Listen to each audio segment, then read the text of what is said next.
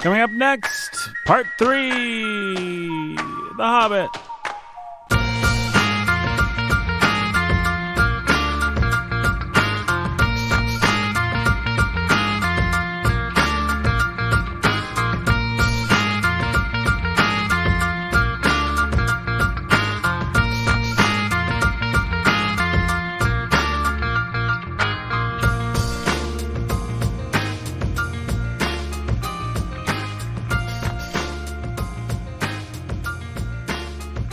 Hey everybody, welcome to The Hobbit. It's me, your friend, Nathan.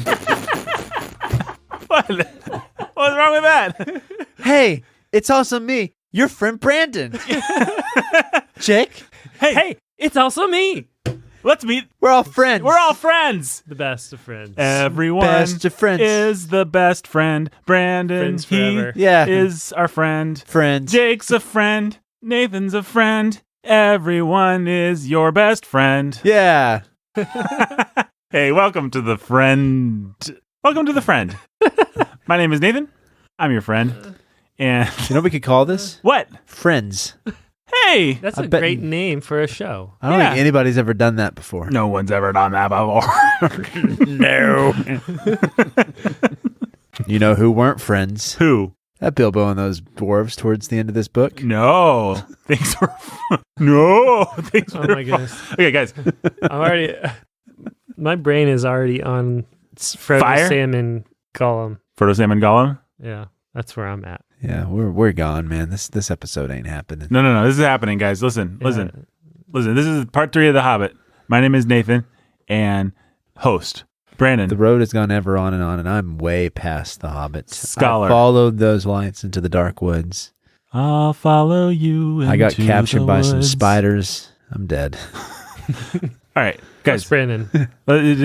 You weren't there to save me, Nathan. Let's get the train on the rails, guys. You know me. I don't like to joke around too much. Nope. At the top of the episode. You do not. So, my name is Nathan. I'm your humble and obedient host. That's Brandon. He's a scholar. He's a baller. I am. That's Jake. He's the pastor who's a master. And this is our third time talking about The Hobbit. Last time we talked about racism. It's been a long day, and this is a long night, but we are dedicated to bringing you The Hobbit that you deserve. And you're a Not piece the of Hobbit crap. that you You did this. You did this to You yourself. did this to yourself. You're the one who pressed play. Yeah. We didn't make you press play. Yeah. Let's talk about The Hobbit. Let's talk about out of the frying pan into the fire. The next chapter. Because we already talked about all those other chapters. Did we? Yeah. Now we're going to talk about this one. Oh man. So, In this chapter, they go out of the frying pan and they go into the fire. you know what? I'm going. This might be a stir crazy episode. It's been a long day. We already recorded one pretty normal Bookening episode, but I'm just going with it. If this episode is crazy, this is the episode you're getting, folks. This is what you get. So, Hobbit Part 3, Frying Pan. How'd you feel about that? Out of the frying pan into the fire chapter, fellas. Wargs chase him into trees, and Azog the Defiler comes. Is he in that chapter? Yeah. There's like a fight on the burning tree. Yeah, right? there's a fight on a burning tree. Thorin charges Azog the Defiler and Yeah. gets thoroughly beaten up, and then Bilbo saves him. Yeah. And then Thorin's like, remember when I told you you were the worst and you'd be the bane of this company and you smell bad and shouldn't be here, you idiot? And the music is like, bum, bum, bum. And then he says, I was never so wrong. And they hug. And the music goes, da-da-da. Oh. Because I think Thorin was having a stroke at that point. So he said it in the dumbest way possible. In a way that a human being would never say it. Did he really say you smell bad? No, he didn't say he smelled bad, but Might as well. like, why? Nobody ever talks like that except for in a bad sitcom and The Hobbit And A Christmas Carol. and A Christmas. Does somebody do it in A Christmas Carol? Yeah, but Scrooge is doing it on purpose there, Jake. I submit to you Scrooge is doing it on purpose. I submit to you that they mean for these other people to do it on purpose too. So Thorin, after Bilbo saved him, wanted him to feel like total crap for a few seconds before turning it around on him. Yeah, well, that's what Scrooge wanted to do with Marley. Or not Marley, Cratchit. Yeah, Lump of underdone potato. I've never been so wrong. So they climb up those trees. There's no Azog the Defiler. That's No, just he's a little not there. joke. The goblins chase him, and the eagles save him. That's right. How do you guys feel about that chapter? Eagles. Eagles. Are you guys annoyed by the eagles ex machina? They're like a Deus Ex Yeah. One step ahead of you, Brandon. Man, you got there before I did, Nathan. Yeah. They're not just like, in my opinion, they're not just like a Deus Ex Machina. They be a Deus Ex Machina. Thanks, know. Trump. They be Deus Ex It's Machina. huge. I just wish he had thought to use them in The Lord of the Rings, and those books would have been a few hundred pages shorter. Oh, boo. He gave reasons somewhere. Whatever his name is, King Beak Feather, they're a proud race, and he doesn't just provide a taxi service for anybody, Brandon. That's right. He only does it when a wizard asks him. Why didn't Gandalf ask him? I don't know. I think that if the eagles flew Frodo into Mordor, then they would have been attacked front on by Sauron and the Nazgul. Yeah. They needed to sneak their way in. One does not simply fly into Mordor, to use the meme. Yeah. Ah, good job. We're done with that chapter. There's nothing else to talk about. I don't think that there's much to talk about except for the fact that Tolkien does like to rely on Deus Ex Machina, and yet I don't think anybody cares or minds or... It fits the tone of the story. Some people care in mind. I mean, is this the last Deus Ex Machina, actually? Because we're going to get to Bjorn, and then we're going to get to Mirkwood. Like, from here on out, Bilbo's just going to save the day, actually. Yeah. So... Yeah, it's the last one in this one. The last one. I guess there's the final Deus Ex Machina in the Battle of Five Armies. Yeah. Which, by the way, humans, dwarves, people, Yep. Nazis. Nazis, and wargs. Is that the fifth one? South Yeah. Koreans. Wargs, yes. So the eagles don't count as an army? It could be humans, elves, dwarves, bad guys, and eagles. You're trying to figure this out? Like, what are the 5 armies? Yeah. I've never actually known. Oh. Does he actually say? No. He might. I don't think he does. I'm trying to find this out for you. Yeah. This article lists 6 combatants. With wargs and orcs divided out, I take it. Well, but no, yeah. So it lists 6 combatants, but then it basically gives you the orcs and the wargs versus the men of Dale, the elves, and the dwarves, and leaves the eagles out of the equation. Okay. But then it also does list the combatants being Iron Hills, the Woodland Realm, Lake Town, and the Eagles versus the Misty Mountains and the Gray Mountains. Well, there you go. Which one do you guys prefer? Well, since the one division shows 6 parties, Mm-hmm. It's 5 armies. That's not good. I'm going to go with one that's 5 armies. So that just the 5 army version just leaves the eagles out. yeah, seems to. I guess I just don't really think of the wargs as being sentient, but maybe they are. You have the orcs, Well, I guess Men. you could also. the elves, Yeah. the dwarves, the eagles. I mean, technically, you have 2 contingents of dwarves. How many? If we wanted to say the most amount of armies, Okay. let's see. You have Bilbo who's a hobbit. You have a hobbit, You have dwarves. dwarves, Then you have the other dwarves. other dwarves, Then you have Lake Town men. Lake Town men, Then you have the elves. Mirkwood elves. Mirkwood elves, Bear Man. Bear man. Yeah, he's there. Bearman, yeah. Wizards. Then you've got the Eagles. We're up to 8. Can And we? then you've got the Wargs wargs, and the orcs. the orcs, Oh, I didn't. Yeah. So you got 10. the ogres. Are there ogres? Ogres? Aslan makes an appearance. Mm-hmm. I remember that. No, sorry, there are goblins. As distinct from orcs, or are Goblins orcs? and orcs are distinct. There you go. That puts it at 11. And then you've got bats. Oh, 12. Vampires. Children of the night. What music? 12 armies. There you go. Wow. Should have been called the Battle of 12 Armies. Or the Baker's Dozen battle. It It was probably should have led been called the by Baker's Dozen. Bolg, Well, that would've been who 13. succeeded Azog. Wait a second. This is sounding like the Hobbit movie. No, it's not. Huh. Azog the Defiler was... He's from the appendices. You guys remember that part where Bolg is fighting, what's his face? Orlando Bloom. And he stabs him in the head and then knocks him off a bridge. Remember that part in the Necromancer's castle where the bridge is falling apart? And that Legolas guy somehow defies gravity by climbing up the falling stones? I do remember that part. That's amazing. All right, guys. Let's talk about queer lodgings. Yeah, let's do it. What do you guys think about that Bjorn fella? It's a great passage. Yeah, why? It's fun. Prove it. Prove it? Yeah.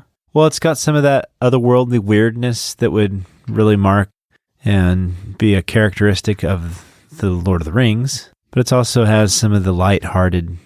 So you have the bees and the flowers and just the feasting and the gaiety of everything that's happening, but then you also have the very solemn Beowulfian tone of the feast itself and of the keeper of the house and all that. So it has this, it's kind of disjarring because it has the sort of old world hall feel of Beowulf. I mean, I think that's what he's drawing from directly there.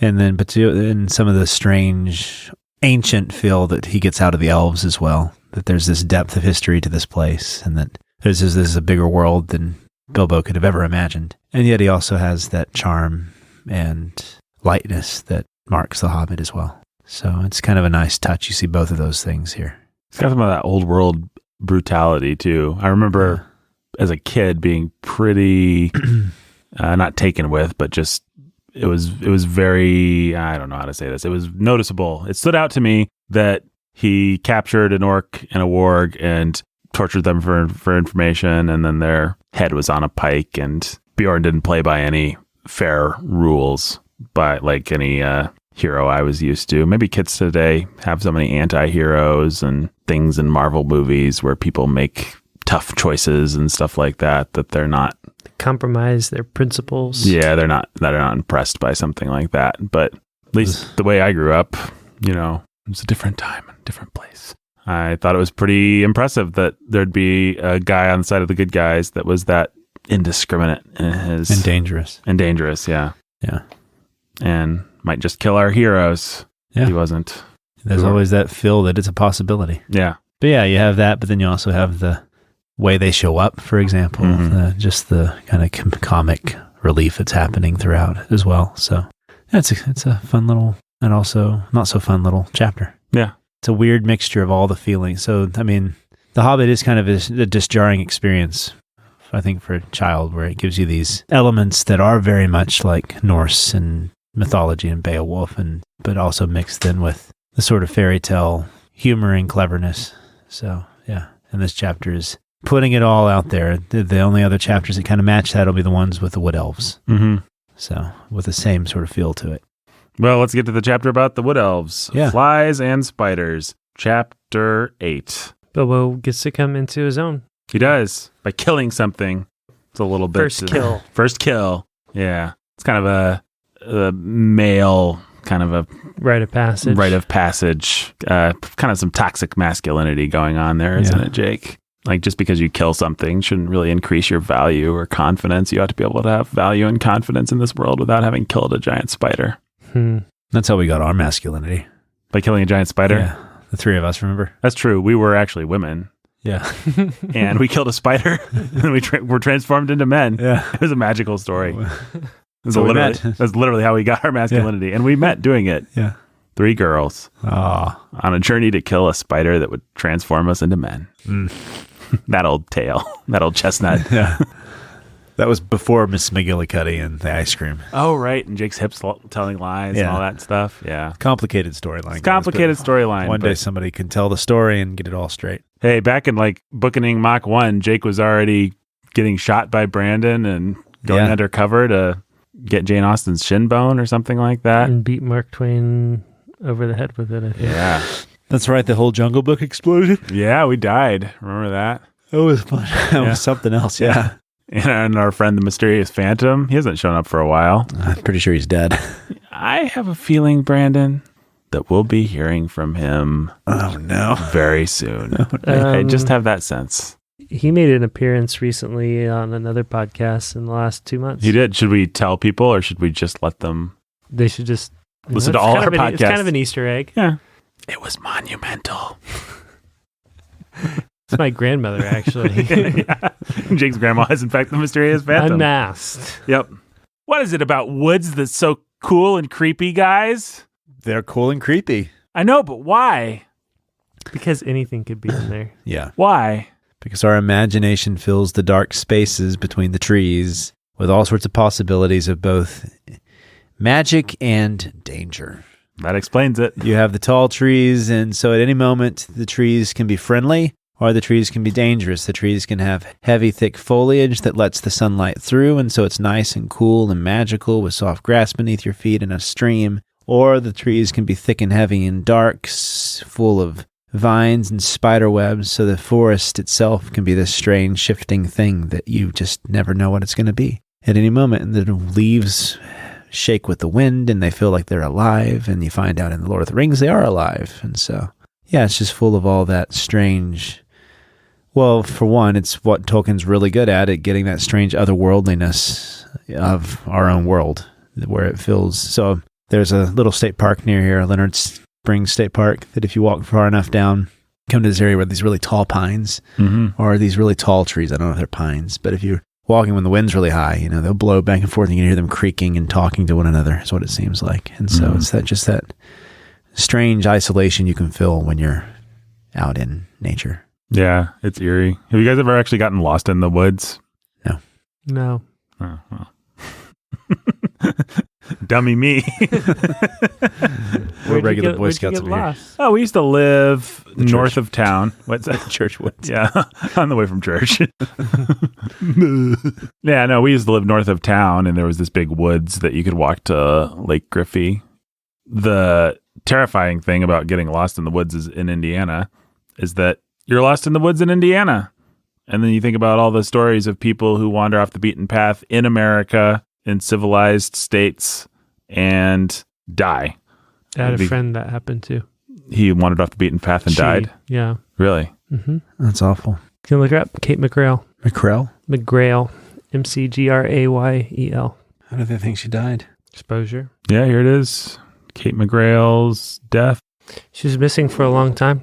People thought that she ran away, or maybe she was abducted, or any number of things. And I mean, I was friends with her on Facebook, and like every year on her birthday, my Facebook would be flooded with, hope you're okay, come home, let somebody know if you're out there, that sort of thing. And then one day they found her body out in the woods. Were you pretty good friends with her? Yeah, she was dating a friend of mine, actually a friend of mine from Evansville, who lives in Evansville still. Stuff. I had that, my best friend growing up, it was my best friend from like 12 to, more like 10 to 15 or so. He went and he got a engineering job, and then got his private plane license, and then his engine went out while he was flying to see his fiance over Colorado. He crashed and died a few years ago. Strange when those sorts of things happen. Sorry that you guys as friends died. Yeah, me too. Anyhow, I think the fact is, Kate wasn't found far from her house. Right. She'd been missing for 3 or 4 years. She was found like within a mile of her backyard. That's pretty scary stuff. Yeah, the woods are scary like that. Things can happen. Things get confusing. Things get backwards. You're a mile from safety in one direction, and you're a mile from death in another direction. And, you just don't, if you're truly lost, you don't know. Like, the highway could be just up ahead, or you could be going deeper and deeper into the wilderness, into darkness. Trees can start to look the same. Things aren't familiar. And then there's also, you don't know what's out there. We have bobcats and we have bears. Not many bears anymore, but we still have them. You take those unknowns, and just because we've cataloged a whole bunch of woodland creatures and animals doesn't make the reality of them less frightening. But if you go back to a time when they weren't cataloged and photographed and on planet Earth and whatever other documentaries, it's just that much more scary and weird. Well, and that's the thing. We think that because we've cataloged it all, we've somehow tamed it all. Yeah, it's one of the great mysteries to me that people are like, can you believe that people believed in sea monsters? It's like, have you seen a great white shark? Of course people believed in sea monsters. It would be dumber of them not to believe in sea monsters. What would you call a great white shark if you encountered it in real life? Yeah. Exactly. Please tell me what you would call that and how you would describe it to people. Please tell me what you would call a humpback whale if you saw it. Like, what is a sea monster if it's not something that's like 5 buses long that breaches the water and has the power to destroy the teeny tiny little boat you're in? Mm. And the woods are full of scary creatures like that. Mm-hmm. Tolkien taps into that, and he gives us a kind of scary creature that we've not seen the giant spider, but it represents, that scary unknown that's out there. Scary, mysterious unknown. Mm-hmm. Well, I think people don't realize too. Have you guys ever seen pictures or read about what Sherwood Forest was like? Because like the big forests in England that Tolkien likely would have been thinking about, like Sherwood Forest, like the reason all the folklore sprung up about Robin Hood being able to hide in there is because it would have been like a thick, oppressive jungle. It wouldn't have been like a nice little nature preserve. Like I think we in Indiana, at least, kind of, or I do think of woods with spaced out trees that you can basically walk behind, and usually a path. If you're me, it would have been like the kind of thing that you could actually just get stuck in. It would have been like things that you had to climb over. It would have been giant, hundreds of years old trees. Well, and there and still vines. are all kinds of. I mean, the other part of woods in Indiana are sinkholes, caves, caverns, steep grades. Right. So even if it's not thick like that, like you get down into a little gully or a sinkhole, you fall into a cave, which can happen, which, I mean, Brandon, you're buying a house that has a big cave entrance you can fall into. Like, and you're going to have to be careful about your kids. Yep. And Brandon knows that. That's just normal. Imagine the first person here. walking in that area, a couple hundred years ago before it was mapped out. It's scary stuff. I think you actually have to take it's one place where it pays to take a minute and put yourself in Mirkwood Forest, because it ain't just like your little woods behind your grandma's house or whatever it is, however you picture woods. Like, we're talking about a big primeval kind of a place. Yeah. I'm sorry about your friend. Yeah, me too. That's a sad story. We move on to Barrels Out of Bond. Yes. Guys, any deep thoughts about Barrels Out of Bond? I like the part where Bomber is all fat and he crushes all the orcs and then like pops out of the barrel and spins around with his axes and that's kills pretty all funny. those CGI Yeah, that's a great orcs. part. Yeah. Barrel roll. Do a barrel roll. Surprised they didn't make that joke. They really should have. They missed a real what's that? What was that thing? Star Fox. Star Fox reference there. One of my favorite moments of this sort of weird otherworldliness we've been talking about is the lights that are off the trail as they're walking. Yeah. Tolkien, the way Tolkien describes it was always just... It's really creepy. It's very creepy. Otherworldly. Yeah. Yeah. And if you ever had that happen, like, so we were fishing one night a long time ago, and I remember there were being lights that kept shining on and off on the other side of the lake across from where we were. And just seeing that and not knowing who it is or what they're doing or why they're doing it, it's just strange at night to have these lights, because it's a sign of there's a life, there's something out there, but I have no idea who it is or what they want or what they're doing. Mm-hmm. Right. And then to have it be this little dance that you're wandering into as well. Yeah, it's like a dream. It's very... Like, it's like a surrealist dream. It's very creepy. And they end up getting captured by these strange elves that are nothing like the elves that from Lord of the Rings. So I'm remembering these sleepovers that we would have in the woods outside my house, and one of our neighbors had like, I don't remember what it was. I want to say it was a sheep that could, in distress, make a sound that sounded exactly like a human female screaming her lungs out. If it wasn't a sheep, it was a horse or some farm animal that can make a very human sounding cry. And cats do that. Yeah, it wasn't a cat in this. Goat? Like one of the screaming goats. Yeah, it was probably a goat, actually, now that you mention it. But, or maybe we were just even in the backyard with the house behind us. But just laying on the trampoline after dark, but suddenly this scream comes and you're just terrified. Like it just, that eerie feeling of something being out there and not knowing what it was. So we had I've mentioned her before, we had an Indian foreign, what do they call them? Native American. Yeah, Native Americans, that's what they call them. An Indian foreign. No. Yeah. Foreign exchange student from India. She wasn't a foreign exchange student though. She was like she wasn't? She was an international student? International student. Good. Yeah, my brain is fried from the day, guys. We had an international student who came, and she became close to our family, and so we were at her house one night, her apartment near TCU. And in Fort Worth, they have these big concrete drainage ditches, They like crisscross the city, and there was this one ran behind her house and then ran into the distance, and there was like some that crisscrossed this way, and then some that went that way with a bridge that crossed over it. And at night, you had the fog around it, and it was really dark. down inside the ditches off in the distance, and my dad and I were outside standing there, and it was twilight. And then we heard distinctly way down echoing through these like valleys of these ditches. They look like the trenches from World War One. Mm-hmm.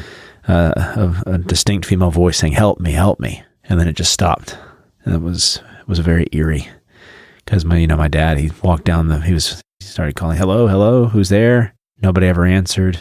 We could never figure out if it was just somebody playing around or what it was, but it was very strange. Anyways, but just it escalates when it's at night or at twilight like that, where everything already feels weird anyways. Yeah. And so, well, just that 0 to 10 change of I was feeling fine and now the hairs on the neck are up, and just that weird, uncanny eerie feeling. And so, uncanny. Yeah. And Tolkien captures that perfectly with this strange little scene. That's really great.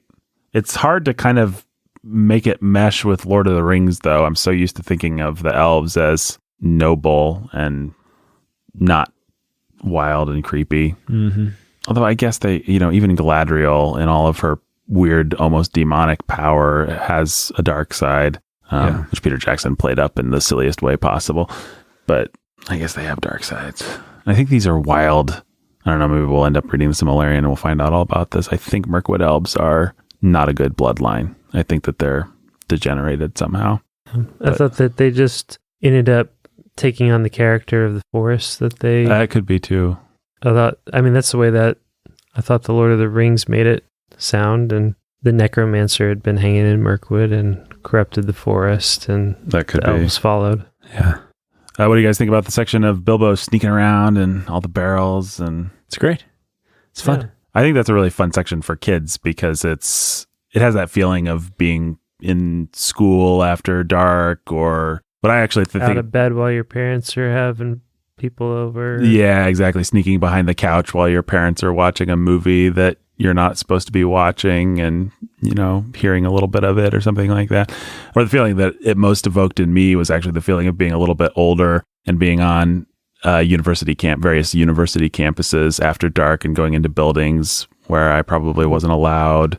Why were you doing this? I don't know. I'm sure you guys have all had the experience of being with friends and going into an abandoned building. Yeah. Or going behind the janitor's tape where you're not supposed to be in the back rooms, or that Halloween party recently that we had.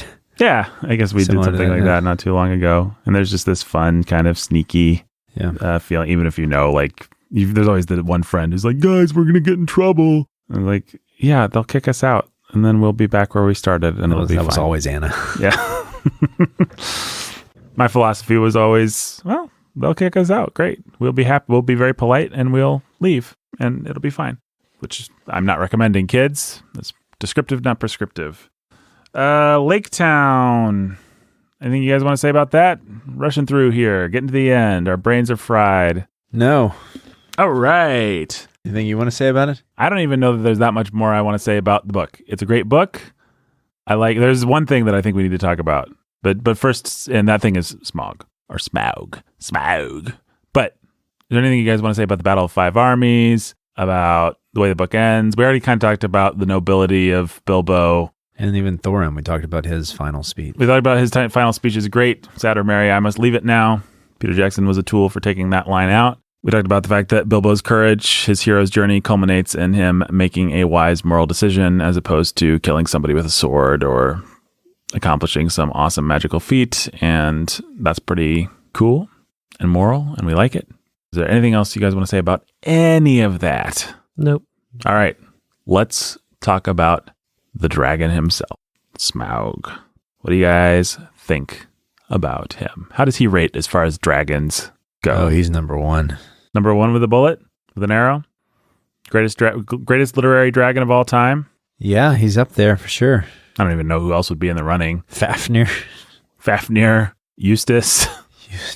Wasn't Fafnir, isn't he the dragon from Maleficent? Maleficent's a pretty great literary dragon. No, I think I'm wrong about Fafnir. No, yeah, he's a dragon. In Norse mythology, Fafnir, or Freyr, is the son of the dwarf king Hreidmar and brother of Regin Odr. After being affected by the curse of Advari's ring and gold, Fafnir became a dragon and was slain by Sigurd. There you go. What about Buttercup or whatever that dragon is from How to Train Your Dragon? Oh, that guy, yeah, he's pretty cool. Tulip? What's that dragon's name? Toothless. Toothless. I knew it was something like that. But that's trying to take the dragon that's typically a sign of evil and making it into a symbol of good. That is what it's doing. Yeah. You guys dragons fans? You like dragons? You think dragons are cool? You like reading about dragons? Would you be happy for any story? Would you be happy to read it? Like me and Jake were talking about genre. Would you be happy to read a bad dragon story just because you think dragons are so fun? Nope. No, I would not. There was that Christian Bale dragon movie. Remember that? Oh, yeah. I don't think I ever saw that. Rain of Fire. Yeah. Is that any good? No. I think dragons are awesome. I really like dragons. You do? That's my point. What about the Harry Potter dragons? I forgot about those guys. Oh, yeah. There's the one that they have to rob from the bank or something like that. Yeah. But also the ones in the Norwegian Horntail. Ooh. Norbert. Oh, Norbert. Yeah. There's Norbert, then there's those dragons that have to fight in the Goblet of Fire. Yeah. And then am I right that in sometime in the last one they have to get past a dragon to get a Horcrux or something in a bank or something like that? Yeah, they kill a couple goblins while they're at it. They do. That's true. Because even in J.K. Rowling's world, goblins are just dispensable little creatures that nobody cares about. Well, that's not very nice. Well, I don't know that I have anything much. Jabberwocky count as a dragon? Sure. You want to put who would win in a fight, Jabberwocky or Smaug? Smaug. But the Jabberwock has eyes of flames, and he comes whiffling through the Tulgey Woods, and he burbles as he games. Guess the Game of Thrones dragons are literary. That's true, and people really like those. And if that show didn't have a bunch of nudity and stuff, I would like those dragons because those are cool dragons as far as I can tell. But I still think Smaug... I'm sorry, those movies have infected me. Smaug. I still think he is the coolest dragon ever to be written about. I think I agree with that. Those original illustrations are really cool. He's so serpent-like in those illustrations. He's like all kind of coiled around and very long and kind of leathery. Yeah. Not a mighty scaled beast like the Benedict Cumberbatch version was, but more of an animal-looking thing. How about Mushu in Mulan? Oh, it's pretty funny. He is a funny dragon. Eddie Murphy. Yep. I don't think he... Top pick to play a Chinese dragon. Yep. Eddie Murphy. Is he going to play it in the remake? Nope. There will be no Mushu in the new remake. Really? They'll probably walk by a Mushu statue or somehow they'll pay homage to it. But really, they're not doing the dragon? No, they're not doing songs. They're not doing fantasy, I think. It's like an epic. Yeah, they're making it into like a thing for teens with like action and stuff. How disappointing. Yeah. The chapter where Bilbo goes in and has his little game of riddles with Smaug is my favorite chapter in this book and probably my favorite chapter in all of Tolkien. How's that for a hot take? What'd you say?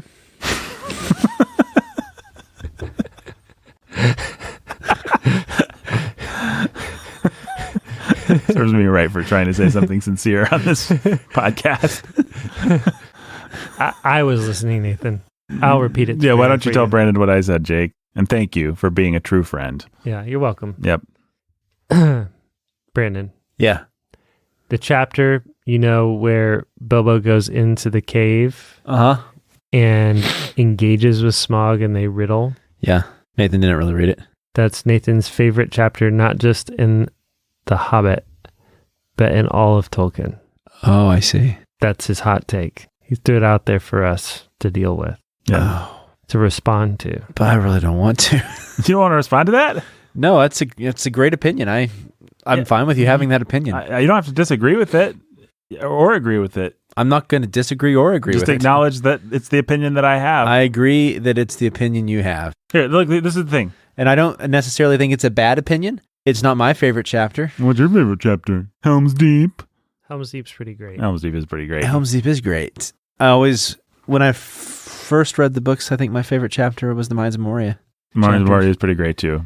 Yeah. I mean, as a boy, it would have been Mines of Moria, Helm's Deep, maybe chapter 3 of the 6th book where the ring drops in.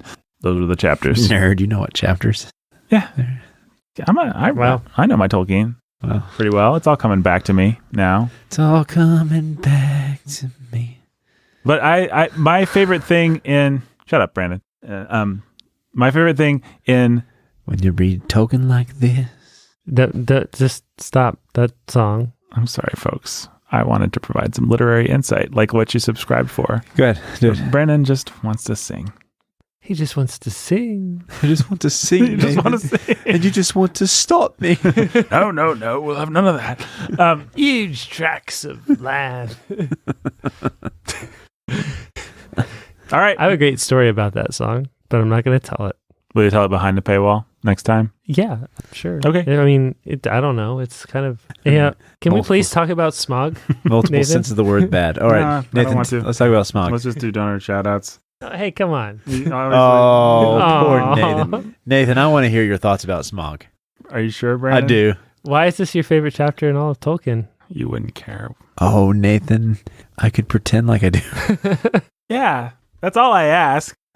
Nathan, Brandon, why is this the greatest chapter? in all I've Tolkien? pretended through hundreds of contexts now.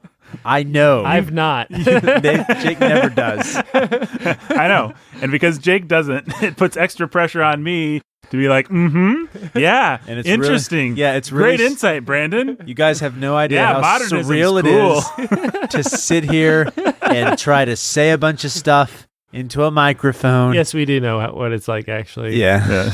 You guys actually do. Yeah. You do this more than I do. All right. Here's my hot take on smog. Maybe the listener cares. I really do. I want to know, Nathan. Tell me. I like a good hero villain verbal smackdown. It's my favorite thing in movies. It's my favorite thing in literature. I love the scene in the James Bond movie where James Bond's not blowing up the bad guy, not sleeping with the woman, not doing any gadgets, but he just is brought into facing each other down. Yeah, he's brought into Goldfinger's lair, and Goldfinger wants to gloat and show off his super weapon, and they're going to pretend to... Maybe James Bond is still even in disguise, so they pretend to be amiable, but they're making sarcastic swipes at each other, and they both know that one day one of them is going to kill the other, but they're both being like suave and cool and trading light banter. That is my favorite thing in escapist literature. I love it. I mean, it's why Silence of the Lambs is a fun story. Not that anybody should watch or read Silence of the Lambs, but you know, it's like the whole. That's the charm of Hannibal Lecter. He's behind bars and he just wants to have a nice conversation with you. But also, if he could get on the other side of those bars, he would eat your liver with some fava beans And a nice candy.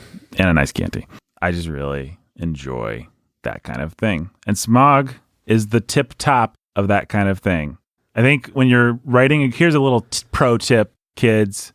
You're writing a villain, load him up with as many positive attributes as possible, just for spice, just to make him interesting. Like Voldemort, not that interesting of a villain. He's just kind of a bad thug. Tom Riddle was always bad. There's nothing all that interesting about him as a character. Smog, on the other hand, polite, a good conversationalist, proud, good riddler, nice sarcastic sense of humor when he says lovely titles. Smog knows how to have a conversation, and that makes him a very effective villain. Combine a bunch of good attributes with one really bad attribute, like being a fire-breathing dragon from hell, and you've got a really effective villain. And I think that that's what Tolkien did. And so I like Smog. I like Bilbo's conversation with him. And I just think it's a great chapter. You convinced me. It is, in fact, a great chapter. It is. Yep. Smog for president 2020. Yeah, I think we've already got him in office. Zing, a little political humor there. Man, I just like that chapter. I think it's great. It also just feels, here's my other little hot take. I can talk about this chapter forever. And the good thing is you guys are both really interested. Let's time this. Let's see if you can actually go on forever. Forever. All right. I may have exaggerated a little bit. I can talk about it for like 30 more seconds. The other thing is all of these villains, it's the charm of this book. It's so darn British. And it's kind of academic feeling. Like to me, the particular arch kind of coy, kind of sarcastic, kind of angry personality that Smog has the feeling of like a British schoolmaster whose like eye is roving over the class as he tries to figure out who's not done the assignment, and he's asking these leading questions and kind of acting polite, like, give us your answer, Mr. Chastain. But you know that he hates the kids. He's like Snape. He's like Snape. Yeah. Snape is actually the best J.K. Rowling parallel, especially Snape as played by Alan Rickman and as written by J.K. Rowling a little bit later when she made him less of a buffoon. Greatest chapter. And unless you can convince me that it's not, you owe me $20. I don't take that bet. I just don't take that bet. It was not a bet. You owe me $20. Make me, Nathan. I can make you. You owe me $20. Greatest chapter in all of literature. Greatest thing we've read on the Bookening. This chapter. On smog. On smog. I think you win just by the fact that my brain is fatigued. Jake, your thoughts? Tolstoy. Yes, he was inferior to this chapter. You're right. That's all I got. Jane Austen. Smog would have eaten that babe for lunch. Shakespeare. More like baked spear. Agatha Christie. More like Agatha Crispy. Yeah, that was an easy one there. No, only a true master of wit could have. Willa Cather, more like killed and doesn't even need her catheter. Charles Dickens. More like Charles Chicken, because he ran away from Smaug. Charles Fried Chicken. Yes, Charles Fried Chicken. Steinbeck. More like stepped on a mine. Beck. That's what it feels like. You're talking to the singer Beck. Yeah. He stepped on a mine, Beck. Yeah. Now he's dead. Now he's dead. Just like Steinbeck would be if he ran into Smaug. I'll take two more. You didn't actually do one for Tolstoy. Oh, Tolstoy. Yeah, Tolstoy. More like Tolstoy. I'm stupid. Got him. Ernest Hemingway. More like Bernard. Burned him away. Thank you, Brandon. Burned him away. Burned him away. There you go. Brandon Chasteen. More like Brandon Fastly Eaten Spleen. Jake Menzel. More like Jake Stencil. I got one you can't too. Yeah, let's hear it. Madeline Lingle. Madeline Lingle. More like I'll make you my Pringle. E.B. White. E.B. Bite. E.B. Bites. He be bright, like in flames.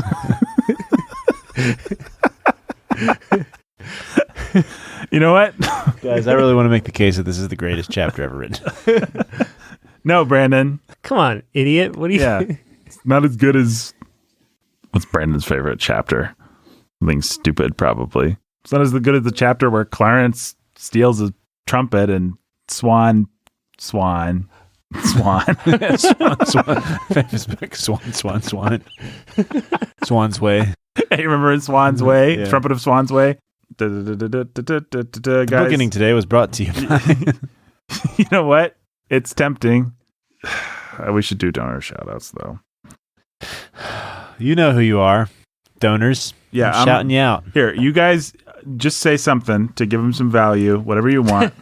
And I think they have value of themselves. Well, in case they're feeling low, why don't we pay them all a compliment? You guys just both shout out compliments as I say the names. Here we go. It's in my work-related folder under Bookening Patrons. There we go. In the Bookening section. Robert and Rhonda the Lovebirds. Pretty. Larry Full Anthony Dodger. Not Handsome. fat. Little Anthony Cigar Store. Pretty. Smart. The Immortal Chelsea. Genius. Jimmy Beeman, Little Annie Oakley. Wonderful. Lily of the Valley. Excellent. Nice. Andrew Nestor, the Lovebirds. Fantastic. Lovely. The Geek Master. You're one smart cookie. Hey, I'm Nathan's brain. I'm saying, hey, you're a smart cookie. David's Mighty Men Slow this Trucking. down. Go. David's Mighty Men Trucking. You look great today. What he said. John and Jill, Little Baby Max. I bet you What he make said. babies smile. Jay and Katie, who are cold and love cheese. You have What he impeccable said. manners. Oh, and also C.S. Lewis, including Till We Have Faces. Yeah. Fairy Princess of Wonder and Happiness, Beth. Mother Beth. I like your style. Consul Prime Adam. You have the Good best stuff. laugh. You Man, do. he does. For Check. 1 second, my brain thought you were going to say legs, though. Jeremy, the Dark-Hooded Lord of Death. He You hear has the that best nothing legs. when people ask me what I'm thinking about. Nathan, not me. You are the most perfect you there is. You are. You are. You know who else was the most perfect him he could be? Was Hitler. Maya! I appreciate you. Maya appreciate you. Yeah, that was great, Jake. That should be her name. Ryan the Red Avenger. Our system of inside jokes is so advanced that only you and I get it, and I like that. What? How's that a compliment? Go, Nathan. Next one. Oh, Danny the Dude. You're strong. Possible. I don't know him. DJ Sammy G. Your perspective is refreshing. Huh. Benny Nice Danny seltzer to water. You're an beers. awesome friend. Eric and Catherine Could be. from Beyond You Winter light Breaks. up the room. Especially when they're on fire. Professor and Lady X. You deserve a hug right now. Lavender's Oh, green, yeah, Dylan, Dylan. really. Lavender's blue. You should be proud of Lavender's yourself. green, Dylan, Dylan. I love you Who, me? too. Noah Constrictor. You're more helpful than you realize. Ooh, man, that's scary. Merty. You have a great sense of humor. Liver and Fragrant Maiden Chloe. You've got all the right moves. Six Flags Attack with a mean attack and Catherine with a knack for laying down the smack. Is that your picture next to charming in the dictionary? I I'm going through this list in order, and I don't care. I think that's fair. Anthony, who's cold and hates life, liberty, and the pursuit of cheese. Your kindness is a balm to all who encounter it. Wow. Regular Mother Teresa there. Jiu-Jitsu Jeffrey, the Texas Ranger. You're all that in a supersized bag of chips. Ooh, and a heart attack to boot. Rachel. On a scale from 1 to 10, you're an 11. It's impossible. Yeah, he's off the scale. Leopard Tank Thomas. You're brave. Maybe. Midnight Ninja Maybe into leopard Ellen. tank. You're even more beautiful on the inside than you are on the Yeah, outside. guts aren't that pretty. Queen Kangetta. You have the courage of your convictions. Is What if that a their- compliment? What if their convictions are pretty cowardly? Yeah. Return of the Jedi. Aside from food, you're my favorite. And inside food, it's too dark to see.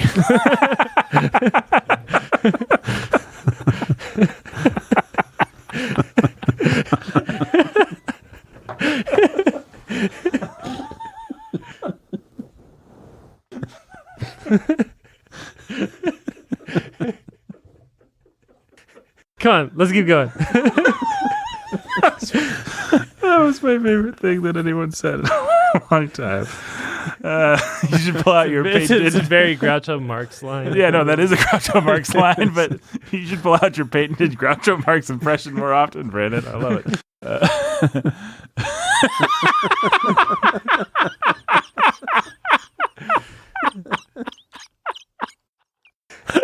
Oh, man. First, Jake read the most retarded crap of the whole crap. And then Brandon gave it everything that it deserved. I loved it. Okay. Did we say Return of the Jedi? Yeah, that was the one we just did. Jay of Rack and Ruin. If cartoon bluebirds were real, a bunch of them would be sitting on your shoulders singing right now. Get a little Groucho for that. just use the same line.